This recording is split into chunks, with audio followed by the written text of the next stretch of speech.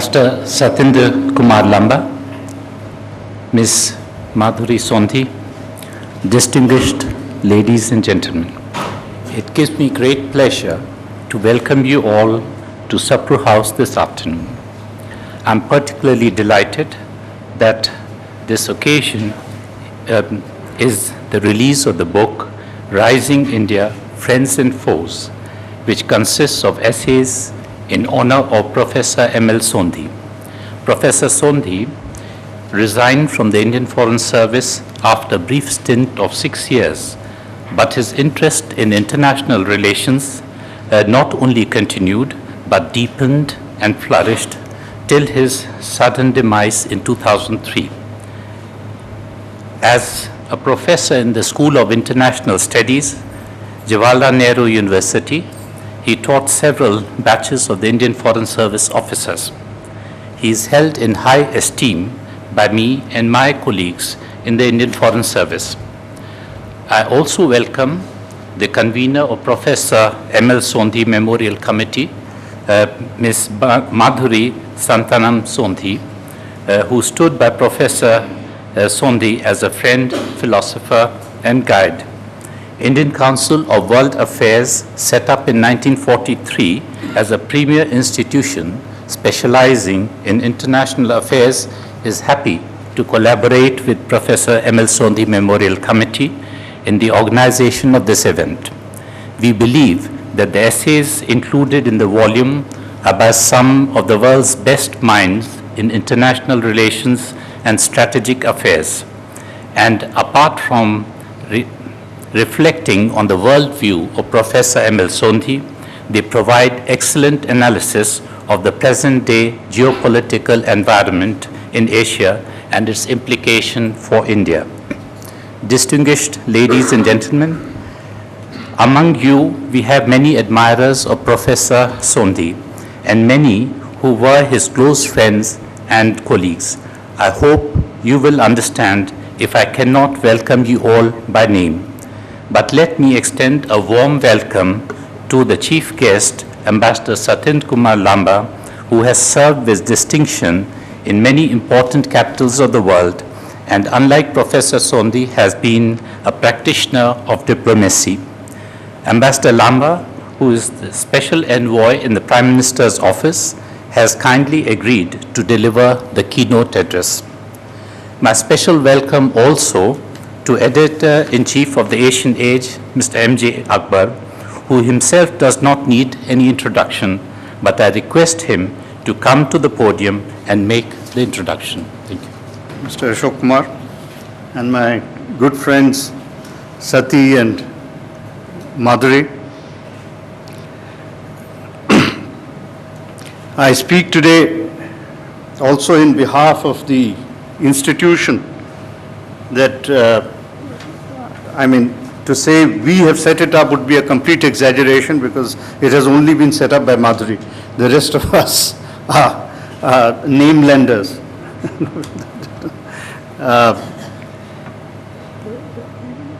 I wish I could say in all honesty that we are a think tank.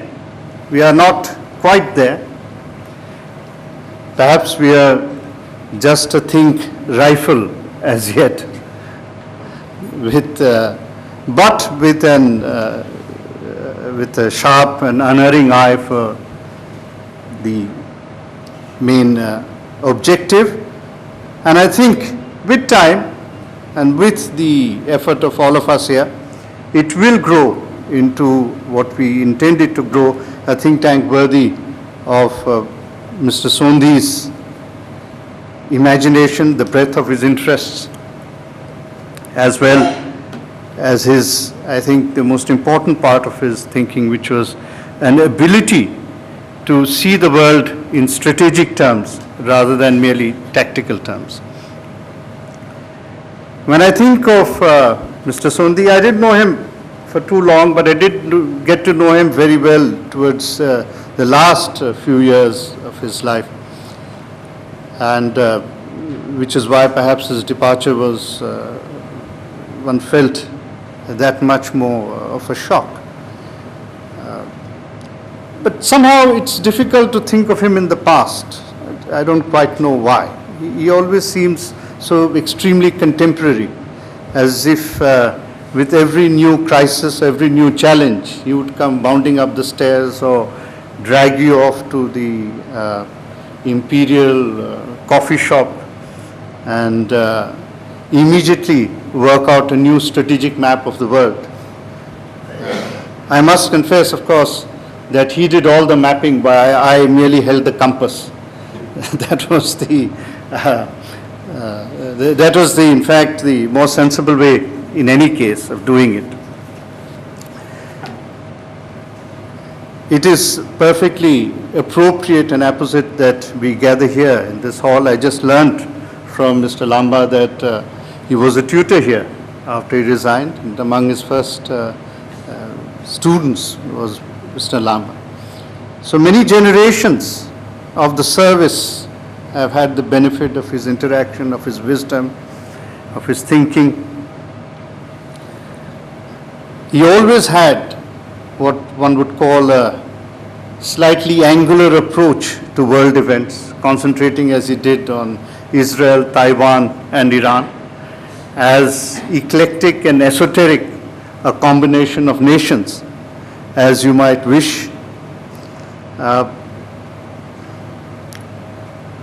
But I think what he saw in all three, certainly in two of them, was a yearning for new nations or new ideas or new forms, nations take nationalities, nationalisms taking new forms, a yearning to find their place in an emerging post-colonial sun.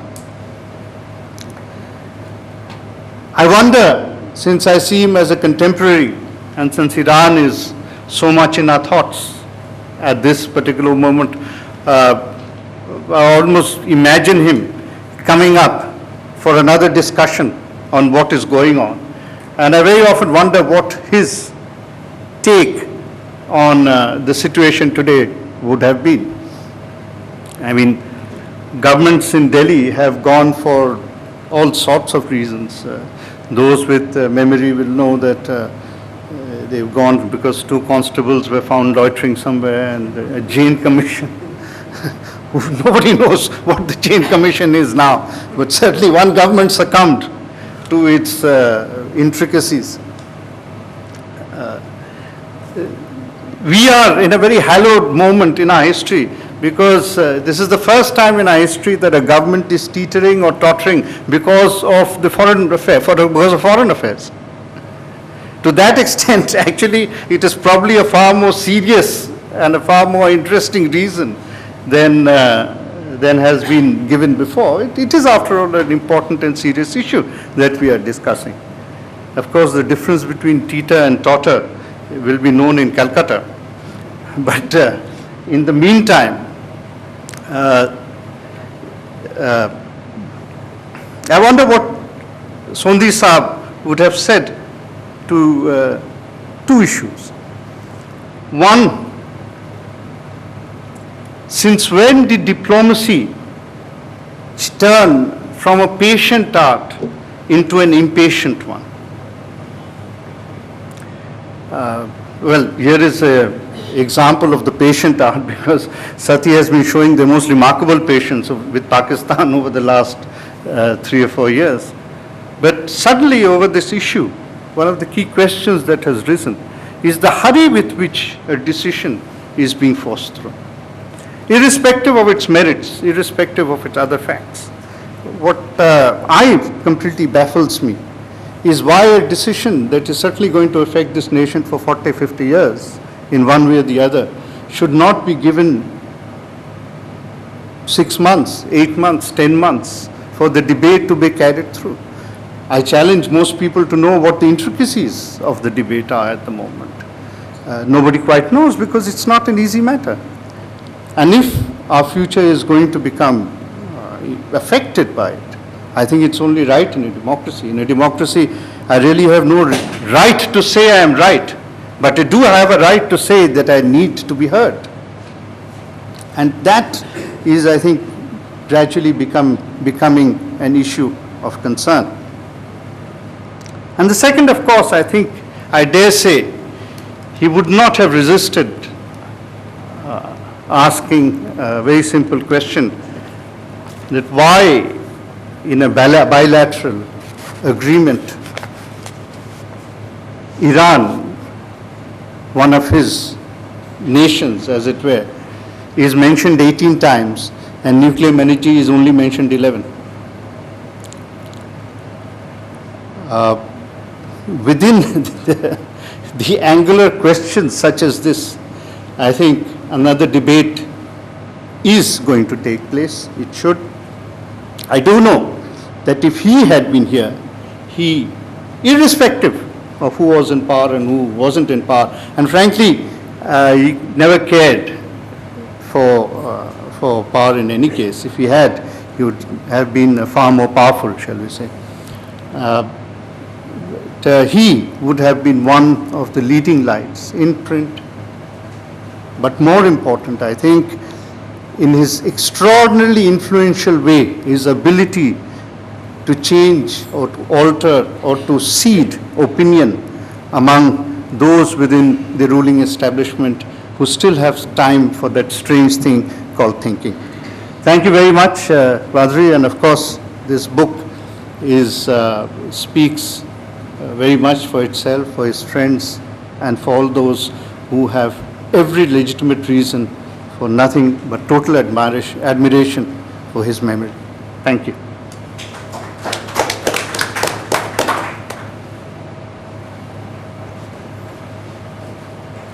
Thank you, Mr. Akbar. Now I'll request Mr. Captain Bharat Verma to present the books.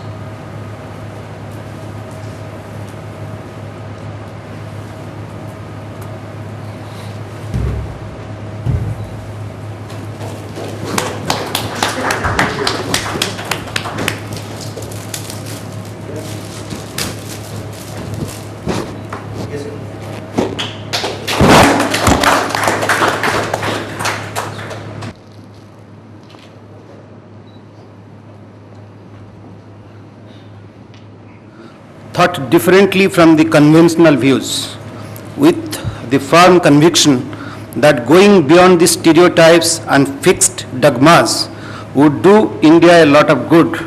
In that sense, he was well ahead of his time. As a student of Indian foreign policy, I can say in retrospect that India may be the world's largest democracy, but its foreign policy making base has been one of the narrowest in the world. For most part of our life as a democracy, the role of our intelligentsia, and that includes the press, in shaping our foreign policy has been very, very negligible, because our academicians and journalists have spent most of their time in explaining and justifying the government of the day's worldviews. Rarely have they articulated or advocated some alternative policies which the government has been impressed enough to adopt. It has been mostly a one-way affair. From that point of view, I personally always shared with Professor Sondhi the idea of democratizing India's foreign policy making base and viewing global developments beyond the rigid prisms and stereotypes of non-alignment, third worldism. Of our foreign policy, however, lies in changing our mindsets. The Indian strategic community must come to terms with our increasing weight in the international system. Today, India is not a bystander to the action of other powers. The choice India makes today have the potential to change outcomes on various global issues, unquote. In fact, this volume of essays is a small attempt in the direction of changing our mindsets, the direction that Professor Sondhi always advocated for. Thank you. It's sure that all of you who are here are well-wishers of Madhuri ji and friends of the late Professor Manohar Lal Sondhi. The Foreign Service has had a background of providing excellent people in the political life. We have had a president and a vice president in the past, and today we have a vice president and 2 cabinet ministers. But the first Foreign Service officer who left the service to join politics was Professor Sondhi. And I met him for the first time in these rooms 42 years ago when I joined the service in 1964. It was in 1965, then when I got my first lessons in international relations, he was one of the tutors. And he was, I still remember him as a towering personality. And I think my thoughts of that time are best described by MJ in his forward to the book when he says, he always had an air of height, not just physical height, but also of an intellectual. And then there was a gap between our contacts, but when after retirement I came back and was appointed special envoy for Afghanistan, I would very often get a call at 8:30 in the morning. There was a word of caution. On another occasion, there was a word of advice, and there was a warning. But each one of them showed the man with a complete background and knowledge of what was happening in Afghanistan. I didn't know at that time that soon thereafter I would be here releasing a book which has essays in his honor, in his memory. Well, I feel honored to do so, and thank you for inviting me. As Prakash Nanda has said in his introduction, the book is in memory of Professor Sondhi and focuses on areas dear to him. The essays are a collection of well-known experts and are good food for thought for a healthy intellectual discussion. As the editor has mentioned, they will contribute to the debate on critical aspects of India's geopolitics. I wish that differing opinions were offered also, because when we are having a debate, it helps to have differing opinions. For instance, I find that Nehru has been selectively referred to in the book, but one of the contributors, after giving his views on Nehru, lamented that we are yet to come to terms with the real worth even after 60 years of freedom. Absolutely correct, he would be, but on the other hand, we have to accept the fact that had it perhaps not been for Nehru, it might have been difficult to give this book the title Rising India.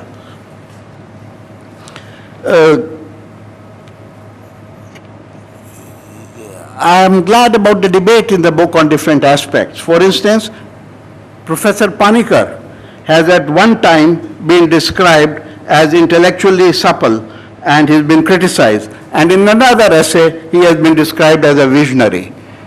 Well, it's always good to have two opinions. And I firmly believe that if one always agrees with the other, one is unnecessary. So it's good to have different opinions. There can also be two opinions on the view expressed that India missed several historic opportunities in foreign policy and did not have a flexible attitude. Yes, today, after an event is over, we can certainly say that views were not flexible. On the other hand, some of the decisions, if we go over the last 60 years, could be described as flexible. And all of you, many of you, are experts and would know it. And I'd just like to take you down memory lane. We should not forget that the Dalai Lama was made an honored guest when Nehru was the Prime Minister. Then there is support for China's membership of the UN. It has been criticized in the book. All I could say is that we were ahead of others because others followed us, and I think there is no harm in being ahead of others. There's another very interesting subject that came to my mind, that India refused to take over China's seat in the UN Security Council. Here, friends, I want to share with you a thought, that it is one thing to have a vague promise and another reality.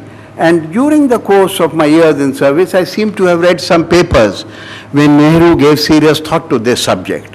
And I do not remember exactly what he wrote, but he said that those who are making this suggestion forget that it will require a change of the UN Charter. And at that time, in the 50s, he said a charter is unlikely to be changed 10 years after it's made. How right he was, because even 60 years later, we find there is reluctance of power to change the UN Charter.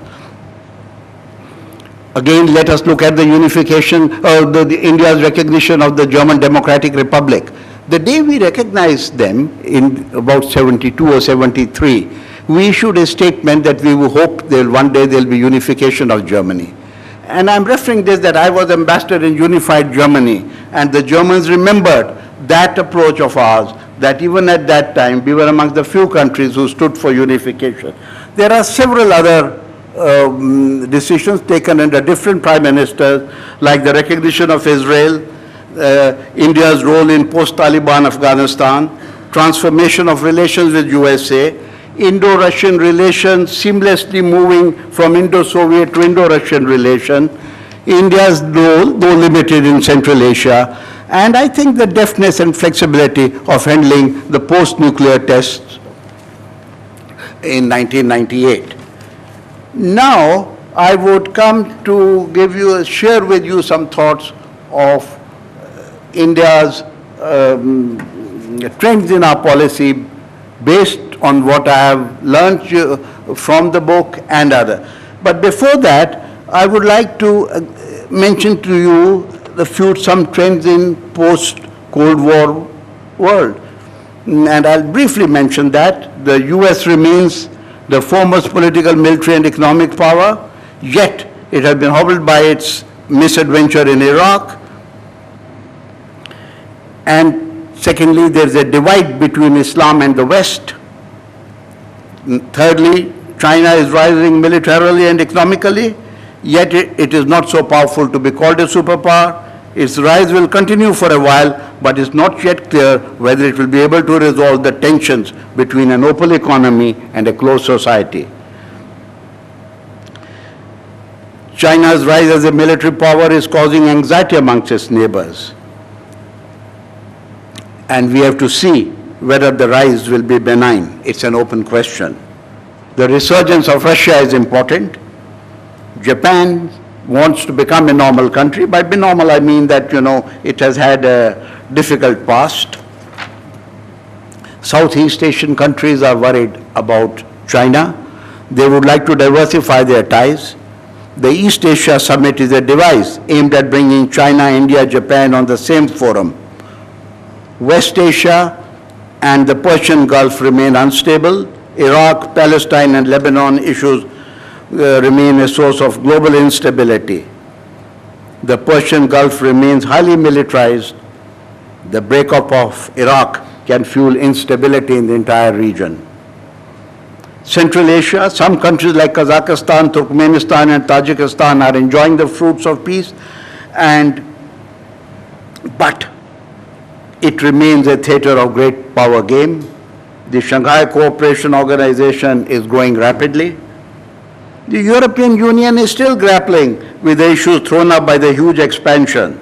And I feel that the political weight of the EU in world affairs remains incommensurate with their economic might. Africa is mired in conflicts.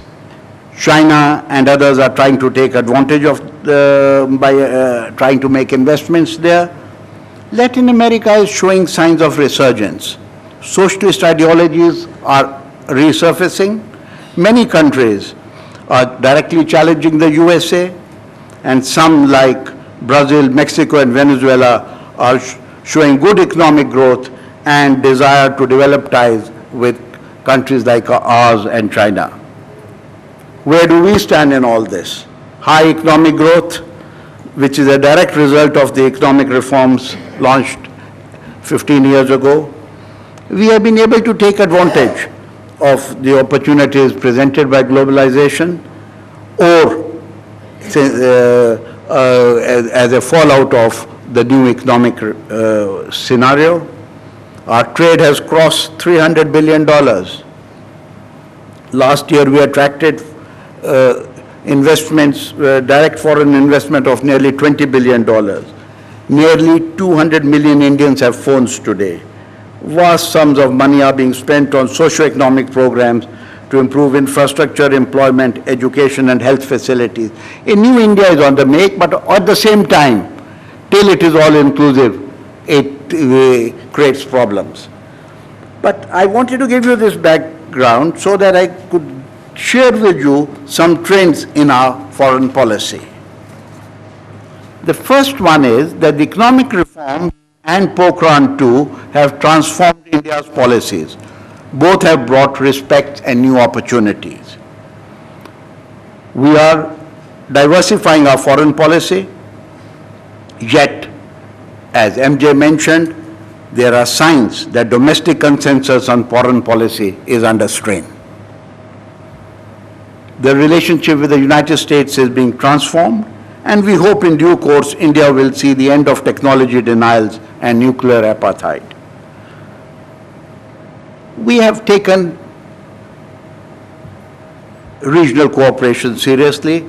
The membership of the East Asian Summit is a major gain for our Look East policies. Our relations with Russia, which I referred to earlier, are on strong foundations. They are, our political and security ties are extremely important for us. West Asia is always important for us because of our 4 million people, the high remittances, and as a source of energy.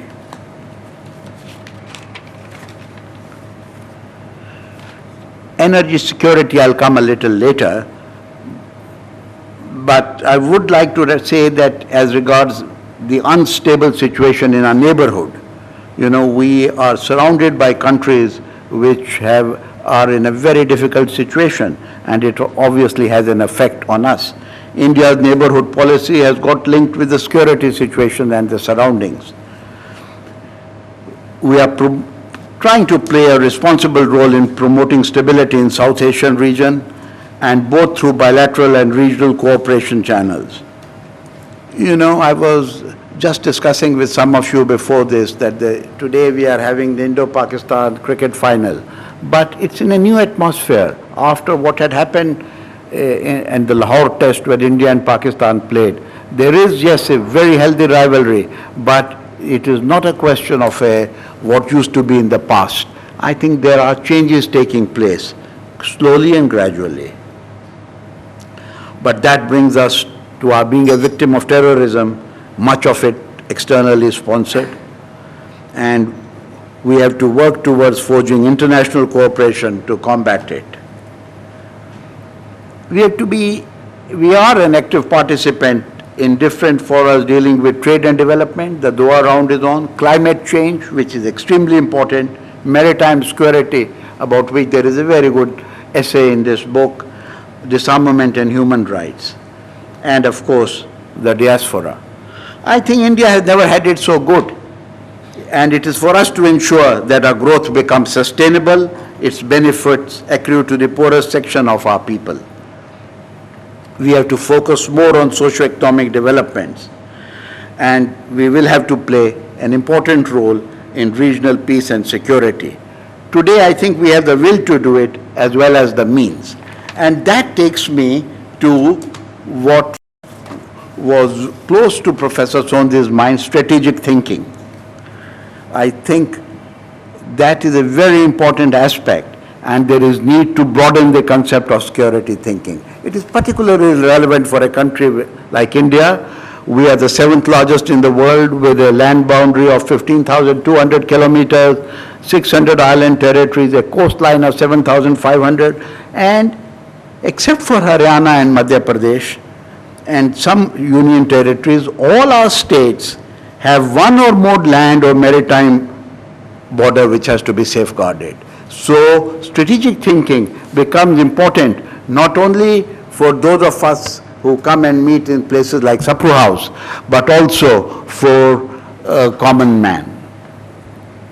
The editor in the book has quoted, and he mentioned in his speech also, Foreign Minister Pranab Mukherjee is mentioning that about changing our mindset, and he said it would have pleased Professor Sondhi. The central issue in international affairs has been security. In conventional terms, security has been defined in military terms. The concept of security has been widened by developments such as terrorism, fundamentalism, and environment.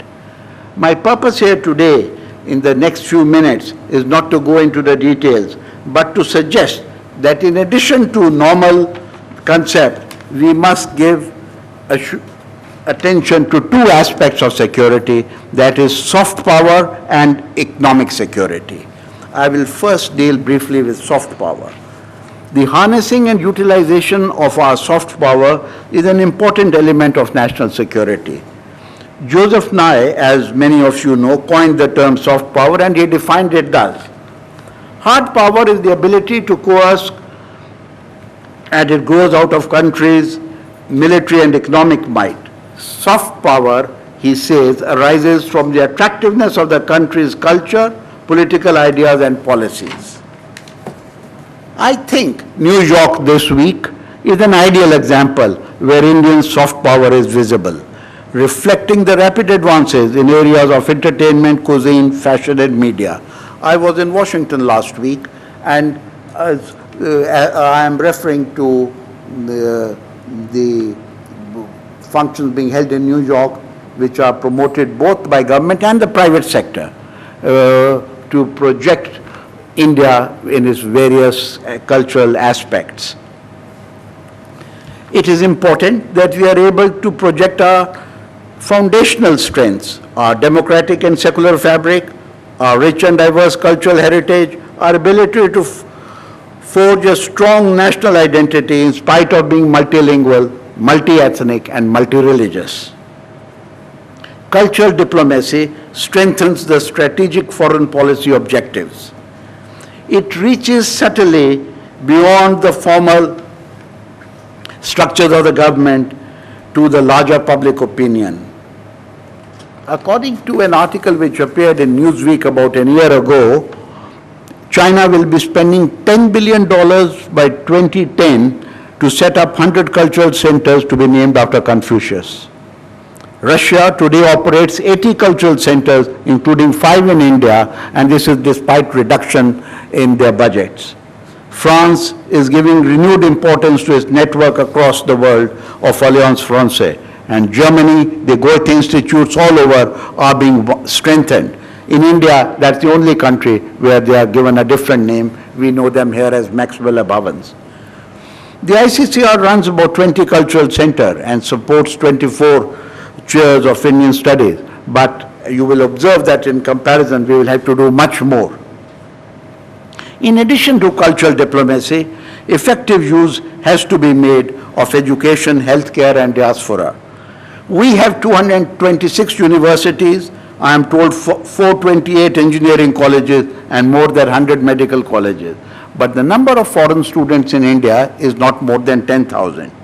There is need to have more so that we can project ourselves better.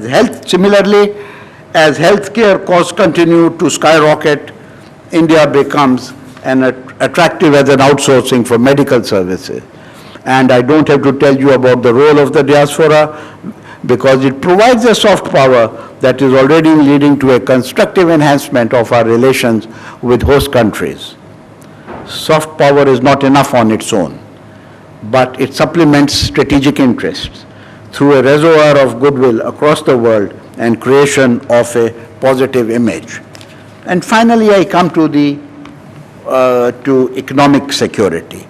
There are multiple definitions of economic security. The ILO says it's composed of basic social security defined by access to basic needs, infrastructure pertaining to health, education, dwelling, information, social protection, as well as work-related security. Tarun Das, the chief mentor of the CII, in a recent article, says that in an interdependent world, a country should have sufficient resources and reserves to minimize its vulnerability to different kinds of threats which have an impact on its security. Now, keeping that in mind, some of the major components of the economic security are environmental and water, which means the issues of sustainable development, human resources and development, translated it would mean competitiveness, and optimization of human resources, which would mean reference to issues relating to unemployment and underemployment. Then there is infrastructure, health security, food security, efficient markets, equity, which would mean equal access to opportunities and resources, and disaster management. Each one of them we could spend a time, but I just wanted to make brief reference to them, and finally I come to energy security, which is the most important aspect of economic security. Of all the non-military aspects of security, energy security has the largest direct connection with the original concept of security in military terms. It was first defined as what is called as the Carter Doctrine in January 1980, and it was most explicit in linking energy security with traditional security. It mentioned any attempt by an outside force to gain control of the Persian Gulf region will be regarded as an assault on the vital interests of the USA and will be repelled by any means necessary, including military force. For us, energy security is vital.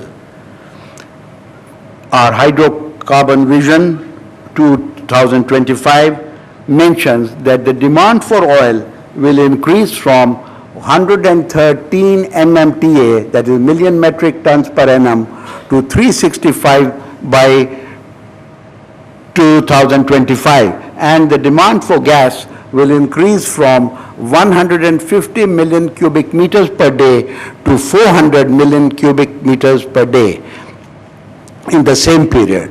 The gap, which was 60% when this plan was made 6 years ago, today it is 70% and is expected to increase to 80% by 2025. It has to be met through imports. So energy security is very vital for us.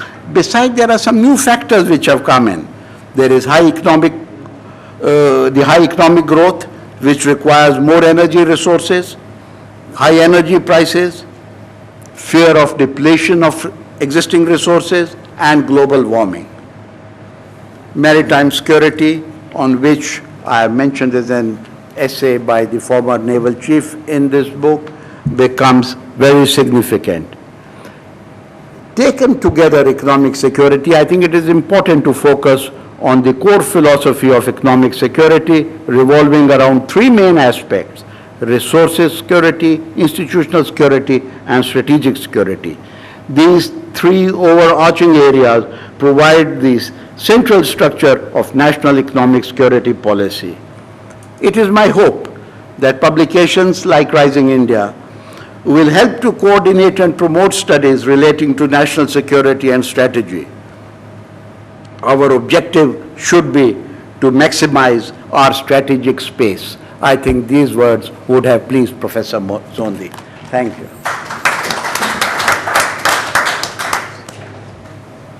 As has already been mentioned, earlier housed not only the Indian Council of World Affairs, but also the Indian School of International Studies, which is now in GNU. And it was here, after resigning from the MEA, that Professor Sondhi started his long academic career. If the chair will allow, I would like to share with you a few reminiscences concerning Professor Sondhi and Sapru House, whose halls and walls were witness to his early career as a teacher. Soon after joining IS in '62, he found himself asked to devise a course for IFS probationers, which Mr. Lambar attended later on.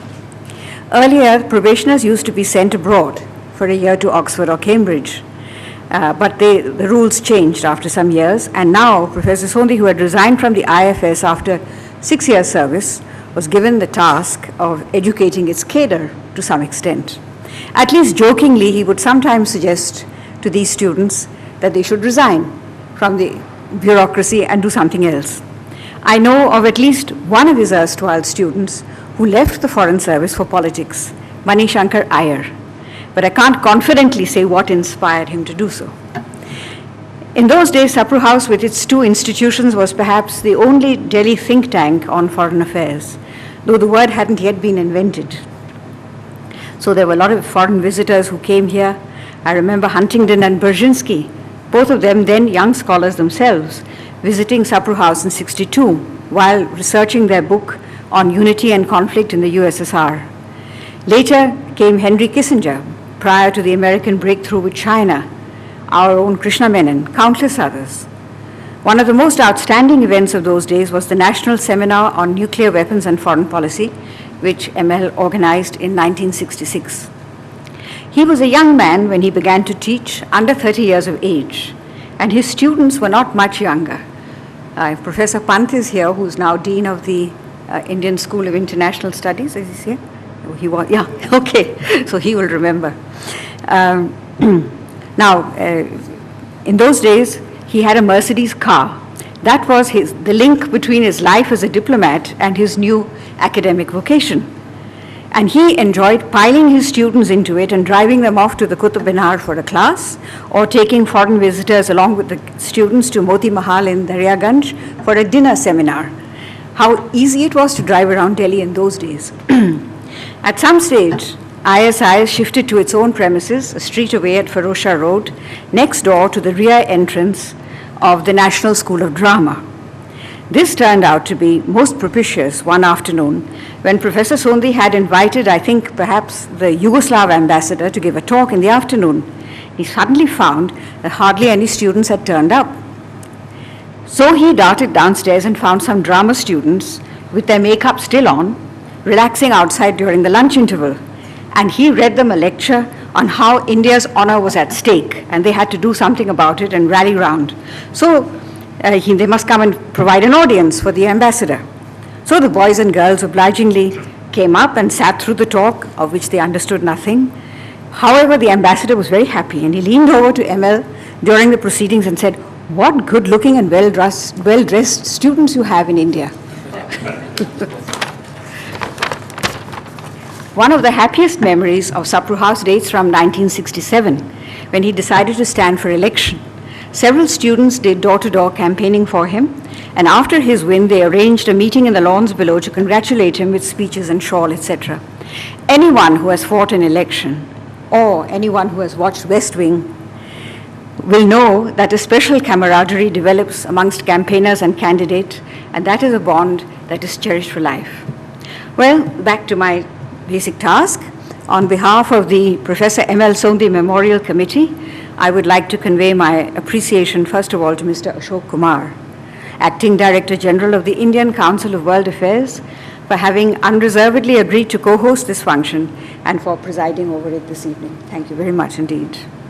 Right now, while Mr. Lamba's words are still ringing in our ears, let me express my thanks to him for agreeing to release the book this evening. He is, as we all know, burdened with multifarious responsibilities, and to take time off to go through a volume of such forbidding size and girth speaks volumes in itself. His comments are especially interesting since they come from someone still engaged in the processes of policy formation and execution. And he has given us a most detailed overview of Indian foreign policy this evening. I may not even be able to mention all the topics he has covered: economic, environmental, strategic, power, energy, all absolutely, very much in M.L. Sondhi style, because he just loved to take the whole picture and give it at one go. So that's altogether the most appropriate way of remembering him this evening. Next, I must thank Ambassador Chatwal for liaising between the Council of World Affairs and ourselves to enable this function to take place. Without his crucial inputs, we would still be a work in progress. Mr. Chatwal is a trustee of the M.L. Sondhi Memorial Trust, a former colleague of Professor Sondhi's from the Foreign Service, and he's currently Vice President of the Indian Council of World Affairs. M.J. Akbar, who has gone, he has been a consistent supporter of M.L. Sondhi projects from the days of the pre-Agra Indo-Pakistan Social Scientists Conference onwards. And I thank him in absentia for his warmth and generosity for taking the trouble to come here during the last difficult hours of a Rosa. I would like to add, however, that since he himself admitted that he knew Professor Sondhi only during the last years, he gave perhaps a limited enumeration of the kind of topics Professor Sondhi was interested in, because he also, if anybody met him in the 60s, he was talking a lot about Tibet, China. Southeast Asia was very much on his mind at the time, which expanded later on into the concern for the Asia Pacific. He was just retired from Czechoslovakia. Eastern Europe was bubbling away in his mind, relations with West Europe, the USSR, and then later on he taught superpowers in the third world at the JNU, and he was one of the early, he was at the foundational conference which established the discipline of peace studies in London in the early 60s. So he had a much wider range of interests. Now, the production of this book has required much hard work and imagination, and it started perhaps a couple of years before today's meeting. And Prakash Nanda undertook the arduous and sometimes frustrating chores of an editor, and he survived what is essentially a roller coaster ride of highs and lows. And I thank him for his tenacity and patience and good humor. I also thank all the contributors, most of whom are not present. They've all sent in their good wishes and appreciation. It wouldn't be an exaggeration to say that they have helped to provide quality, relevance, and insights into the study of Indian foreign policy, which would have warmed the heart of him in whose honor they have been written. And the publisher, Lancer's publisher, Mr. Bharat Verma, very shy person in many ways, deserves many accolades. He took more than just a professional interest in the book, even going so far as to get a contribution for us, and he brought out the book in breathtakingly record time.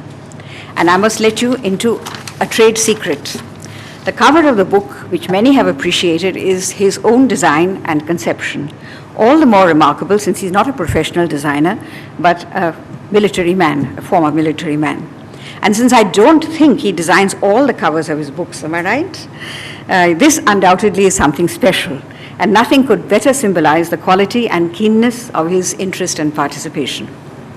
A function has no meaning without an audience, and there are never enough words to thank all friends, colleagues, and dignitaries who have come to lend their presence here, as has been mentioned, in spite of a cricket match, very crucial cricket match going on just now. And in Delhi, in any case, it's very difficult to move. There are plenty of events other than cricket matches and, of course, traffic snarls to deter the keenest amongst us. Most importantly, I thank the staff of the Indian Council of World Affairs, who have been utterly gracious, cooperative, and have meticulously overseen the details in organizing this event at such short notice. Thank you, all of you, very much.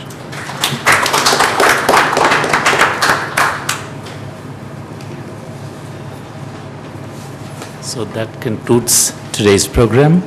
Thank you.